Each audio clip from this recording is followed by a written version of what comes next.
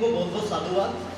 आप लोग भविष्य के नर्सेज का और प्रोफेशनल्स का निर्माण करोगे ऐसी हमारी आशा है।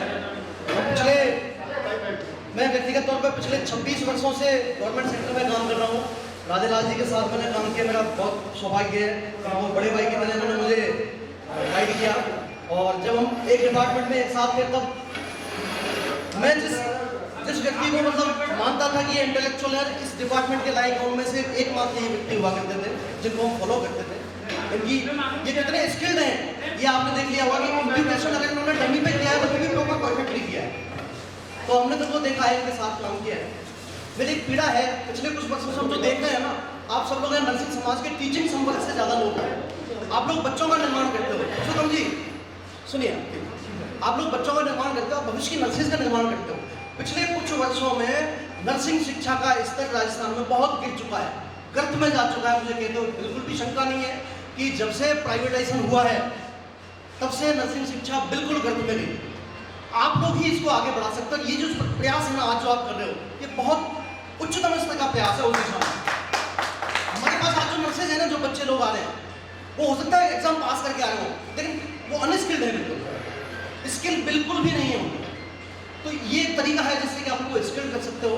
इसका बहुत ज़्यादा प्रचार प्रसार करें आप लोग सब अपने बच्चों में भी इसको, जैसे आप कह रहे थे कि आपके टीचर जुड़े हुए हैं इससे, मैं चाहता हूँ कि आपके स्टूडेंट्स इस मंच से जुड़े और वो लोग आफ्टर ट्रेनिंग या कभी भी बीच में आकर के, और मैं तो इवन राहुल जी से निवेदन करूंगा कि इस तरह का कोई बच्चों के लिए कोर्स बनाए, बहुत नॉमिनल फीस में, कोई 1 हफ्ते का 2 हफ्ते का कोई स्किल कोर्स बनाइए जिसमें कि सिमुलेशन लैब का फायदा वास्तव में उनको दिया जा सके, जिससे कि हम भविष्य में अच्छे नर्सेज का निर्माण कर सकें।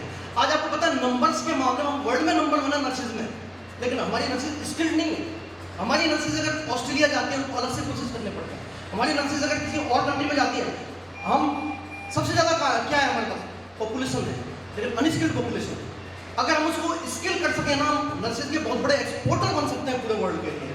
ये मेरा सोचना है। बाकी आज के कार्यक्रम को जिन 2 लोगों ने, राजकुमार जी का तो मैं फैन हूँ, इनको कई बार कहता हूँ कि आपकी जो आप देखिए इस तरह के प्रोग्राम में रोजाना करते हैं, कई बार दिन में 2-2 बार करते हैं, और सबसे बड़ी खास बात है निःशुल्क करते हैं।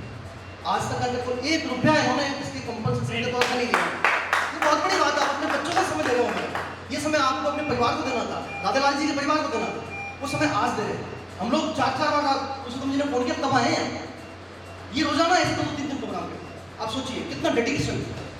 अच्छा, आवश्यकता क्यों है अटेंड करने की? इन्होंने कहा ना एक इंसिडेंट बताया इन्होंने कि वो बम ब्लास्ट हुआ था तब मेरे को लगा।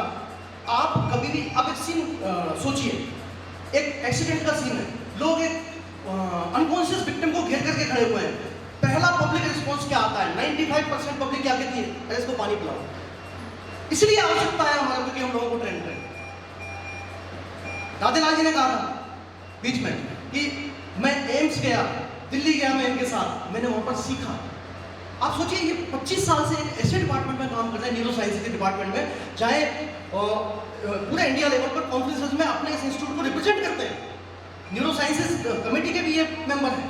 तो ये आदमी नहीं कह रहा है कि मैंने वहां जाकर सीखा, इसका मतलब हमें अभी भी सीखने की आवश्यकता है, पूरी जिंदगी हमें सीखने की आवश्यकता रहती है।